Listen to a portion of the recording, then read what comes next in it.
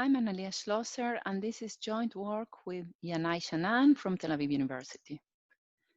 In this paper, we evaluate an active labor market program implemented in Israel using a large-scale randomized control trial. Many active labor market programs offer traditional classroom or vocational training, providing general skills or specific occupational skills.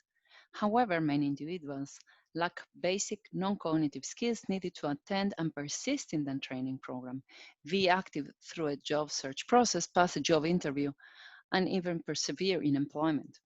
What is interesting about the program we evaluate here is that it focuses on enhancing non-cognitive skills of its participants, such as motivation, career aspirations, work self-efficacy, self-esteem, and more. A large literature in economics shows that these skills are associated with better human capital and labor market outcomes.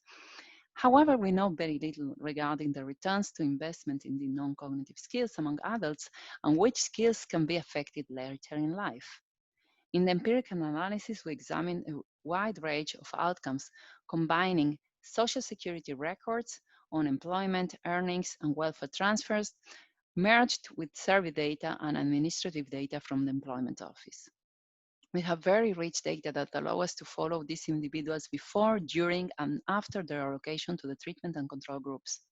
We examine the program effects across very heterogeneous populations and study the possible channels behind the program impact. Another interesting feature of our study is that we are able to examine the program effect at the household level, looking also at the untreated spouses of the treatment and the control groups. The program started on February 2014 and was targeted towards unemployment income support claimants aged 20 to 50 who reported to one of the 15 unemployment offices in Israel that participated in the first phase of the program. Every month, eligible individuals from each of the employment offices were randomly assigned to the treatment and control groups.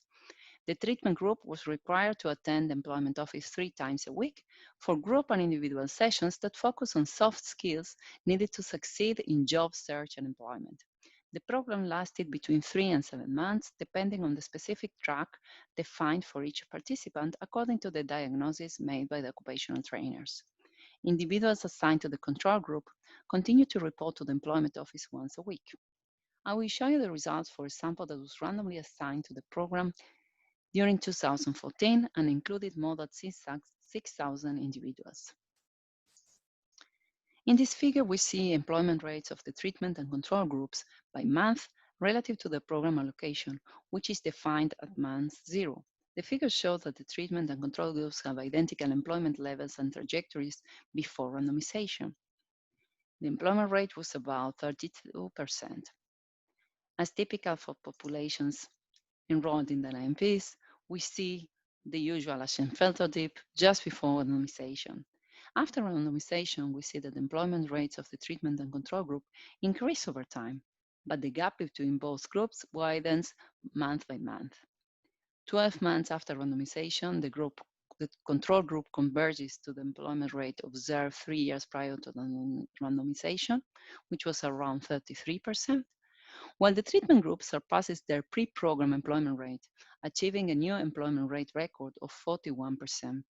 Overall, we see an employment effect of 8 percentage points, which is an improvement of 24%. We analyzed survey data to look at the effects on non-cognitive skills. I will show you here only one figure on this, just to give you some highlights of our results. The two figures you see here show the CDF, the cumulative distribution function of 2 surveys indices, the job search efficacy and work self-efficacy.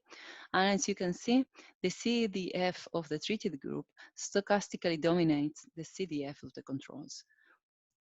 Treated individuals scored on average about 6% of a standard deviation in the job search efficacy score and almost 9% of a standard deviation in the work self-efficacy score relative to the controls.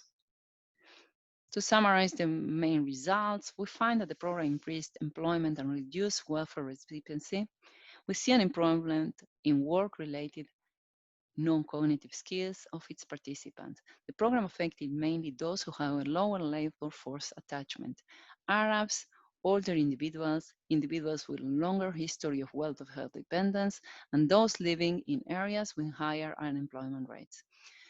We find that the program pays for itself during the first year of implementation. That is, savings from income support transfers were larger than the program cost.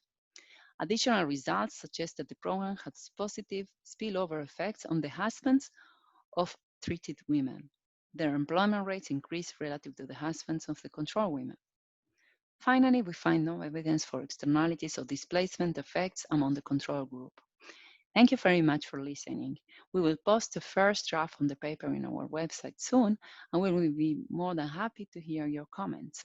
Thank you very much.